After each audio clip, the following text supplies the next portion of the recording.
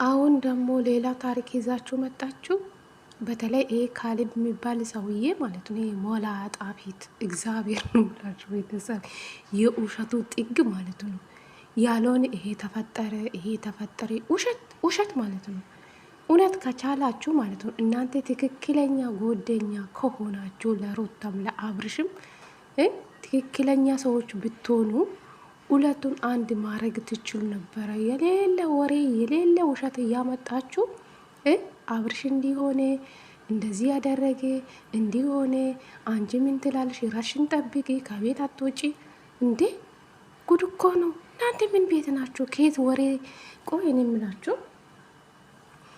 ወሬ ከየት ነው የምታመጡ? በተለይ ይሄ ካሌብ የሚባል ሰውዬ ይህ ውሸታም ማለት ነው። የምሬ ነው የምላችሁ እናንተ ለራሳቸው ጥቅም ብላችሁ ዩቱባችሁን ለማሳደግ የሌለ ወሬ እያመጣችሁ ለሩታ ታወራላችሁ ማለት ነው። እናንተ አስመሳይ ማለት ነው። በተለይ አስመሳይ ናቸው። አስመሳይ ማለት ነው። ለራሳቸው ጥቅም ብላችሁ የሌለ ውሸት ይዛችሁ የምትመጡ ማለት ነው። ምን አይነት ናችሁ ግን እነዚህ? ሰላም ሰላም፣ ጤና ይስጥልኝ ውድና የተከበራችሁ የቻናሌ ቤተሰቦቼ እንዴት ናችሁ? ልኝ ደህና ናችሁ? የኔ ደህና ነኝ እግዚአብሔር ይመስገን ብያለሁ። የኔ ውድ ቤተሰቦቼ እንግዲህ ዛሬ በአዲስ ቪዲዮ መጥቻለሁ። ትላንትና ሩታ በካሌብ ቤት ነው የመጣችው። ለመናገር አብርሽና ሄርሜላ ልዑልን ከሀገር ይዞ ሊወጡ ነው። በጣም የሚያስቅ ንግግር ነው ጋይስ። እንዴት ቆይ እኔ እንጃ። በቃ ህግ የለም እንደ ኢትዮጵያ ውስጥ ህግ እኮ አለ። እንዴት 4 ወር ያልሞላ ልጅ ከእናቱ ነጥሎ ወደ ሌላ ሀገር ይዞ ሊሄድ? ቆይ ይቃኔ ያደረጋችሁ እንዴ? ጻል ልጅ ይቃኔ ያደረጋችሁ ልብስ እንኳን ቀረጥ ያስከፍላሉ እኮ እንኳን ልብስ ይዞ ሰው ሲሄድ ቀረጥ ያስከፍላሉ። እናንተ ምንድናችሁ? ጅል ናችሁ? አልተማራችሁ? ብትማሩ እኮ እንደዚህ ንግግር አታወሩ። የሌለ ወሬ ማለት ነው። ሩታ እኮ አውቃለች ምን እንደሆነ ማለት ነው። በውስጣ እየሳቀች ነበረች እንዴ። ምን አይነት ውሸታሞች ናችሁ? ከቻላችሁ ሁለቱን ለማስታረቅ ሞክሩ። የሌለ ውሸት አታመጡ። አሁን መጣችሁ ወሬ ሲታጡ በልጅ መጣችሁ። አሁን ደግሞ አብርሽ የት ይዞ ነው የሚሄደው? ልጅ ፓስፖርት ያስፈልጋል፣ ብዙ ነገሮች ያስፈልጋል። ዝም ብሎ አረ የነዚህ ውሸት መቼም ማለቃ የለም። ብላችሁ በልጅ መጣችሁ። ኢዲያ ሲታጡ መታችሁ ደግሞ አብርሽ ልጁ ይዞ ሊሄድ ነው። ቆይ ልዑል ይቃ አደረጋችሁ እንዴ? ይቃ አደረጋችሁ። የውሸታችሁ ጥግ ማለት ነው። ሩታ በውርግዝና ሰዓት ስንት መከራ አይታ ማንም አጠገቤ ያልነበረ ተመልካች ብቻ ነበረ ከሩታ ጎን የነበረ ማለት ነው። ስንት ዋጋ ካፍላ ነው ይሄን ልጅ የወለደችው ማለት ነው።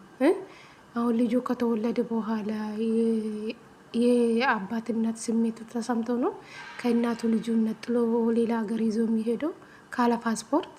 አረ እነዚህስ የምር ያልተማራችሁ ጭቃ ናችሁ። በተለይ ማለት ነው እንደዚህ ስታዩ በጣም እኔ እንጃ በትልቅ የሚያስቡ ሰዎች ይመስሉኝ ነበር ጋይስ። ቢኒያም በጣም ጥሩ ልጅ ይመስለኝ ነበር። የውሸታችሁ ጥግ ማለት ነው። ሩታ እኮ አውቃን የሳቀች የነበረችው ማለት ነው። እንዴ ከእናቱ ነጥሎ አብርሽ የት ሀገር ነው ልጁን ይዞ የሚሄዱ? ከእናት ውጭ ማለት ነው። ጉድ እኮ ነው እነዚህ ውሸታሞች ማለት ነው። የውሸታችሁ ጥግ አልቅም። ኤዲያ ስታጡ ደግሞ በልጅ መጣችሁ። በተለይ ካሌብ የሚባል ሰውዬ እንዴት እንደምጠላው ጋይስ። ውሸታም ማለት ነው። ውሸታም አንተ እኮ ነው ያጣላችሁ። ባለፈውም ወርቅ ሩታ አብርሽ ሰርፕራይዝ እያደረገ ሄርሜላ ናት የገዛችው ብሎ አንተን ያጣላ ማለት ነው። ሩታና አብርሽ ታረቁ እኮ እስከዚህ ድረስ አይሄዱም ነበር።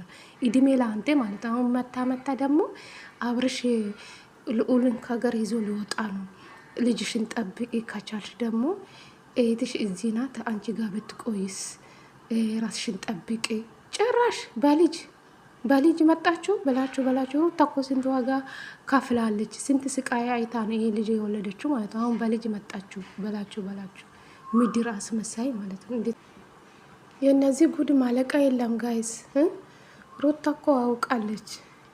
እነዚህ የራሳቸውን ቻናል ለማሳደግ እንጂ ሁለቱን ለማስታረቅ ብትሞክሩ እንደዚህ አትሆንም ነበረ። ሁሉም ለራሱ ጥቅም ነው።